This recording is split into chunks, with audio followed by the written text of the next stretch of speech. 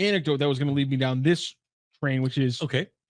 You see those numbers specifically for Brendan Donovan and Alec Burleson. Yes.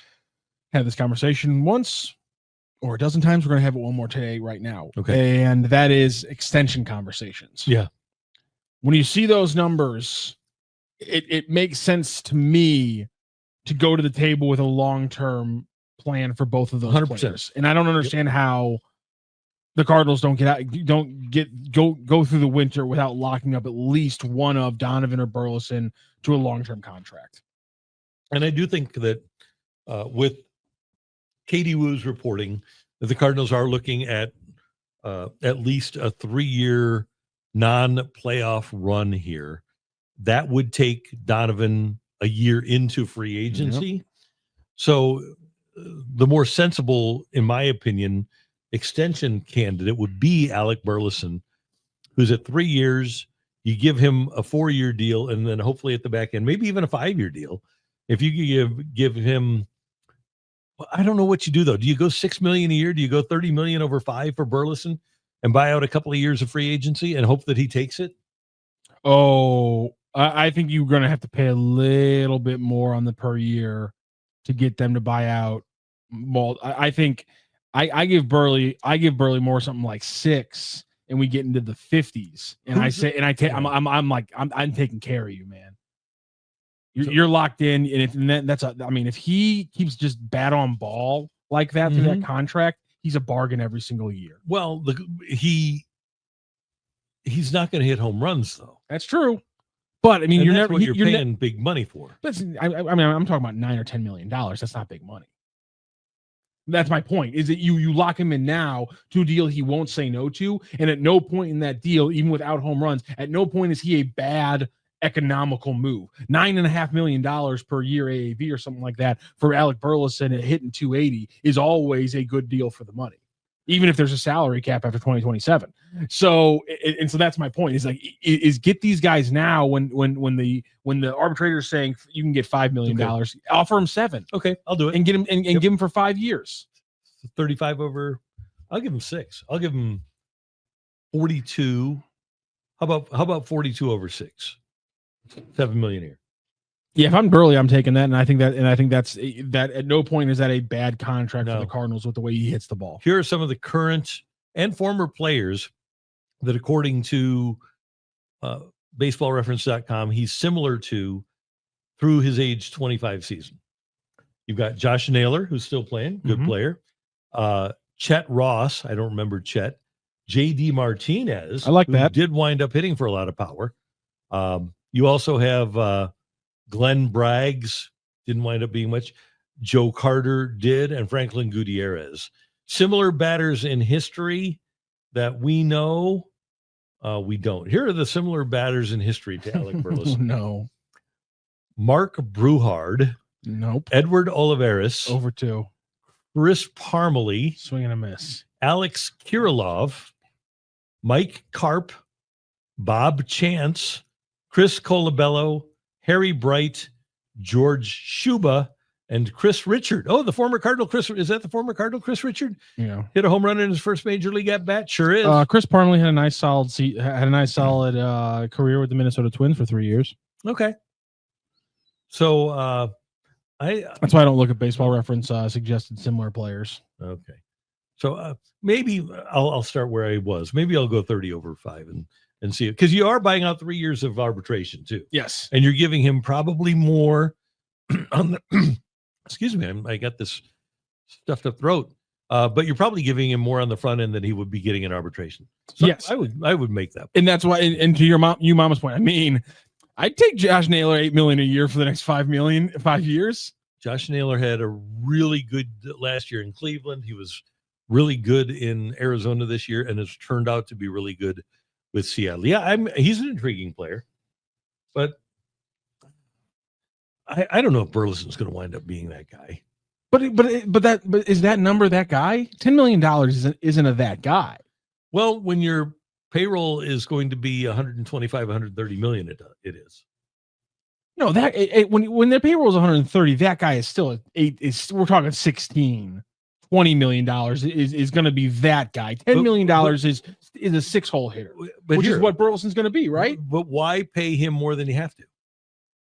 Because especially if there's a cap, you're going to, especially if something happens after 2027 and spending gets reeled in, you get him on a long-term deal that will always be a good deal for what he's going to give you.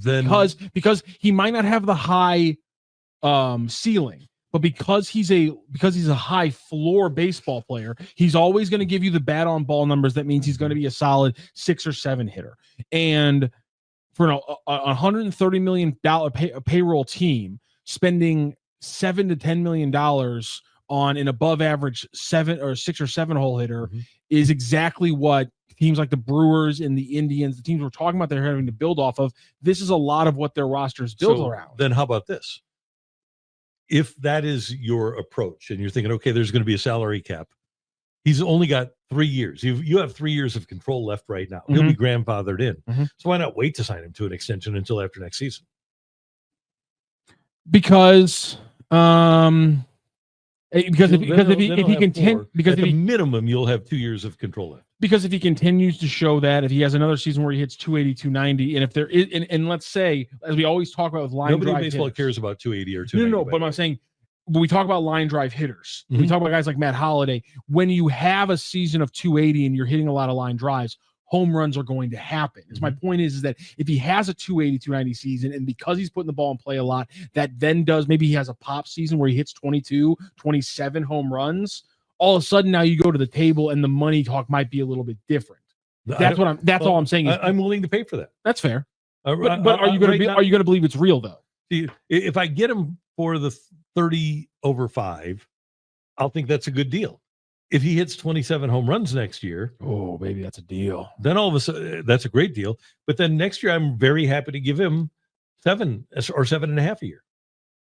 Rather than 6. I mean, the discussion here, I mean, it's not, we don't have to get into like specific hypotheticals. It's just the discussion of always why sign them now is because I can get them cheaper now than if they have 2 big years, and then I go to the table again, and now the cost has gone from 7 per year to 14 a year, and now we are talking about a guy who, in the future economics of this team, he's gonna have to be a 3 or 4 or a high level 5. So that is why, if I were the Cardinals and I were going to sign one player this offseason to an extension, Quinn Matthews. No. But close. Okay. Oh, Matthew Liberatore. Okay, I really like that. I love that point. You buy 2 years of free agency, you give him a 6-year deal, and you think he's going to get better. And once he becomes a free agent, he's a $40 million a year guy. Any pitcher now who becomes a free agent and performs the way that Liberatore did last year, it's going to be a $40 million player by the time he becomes a free agent. So you might as well get him tied down now. He's actually in his career. If you, and let's see, pitchers by age, I think it'd be really interesting to compare Matthew Liberatore and his age 25 season. Let's just take a look at Max Fried's age 25 season.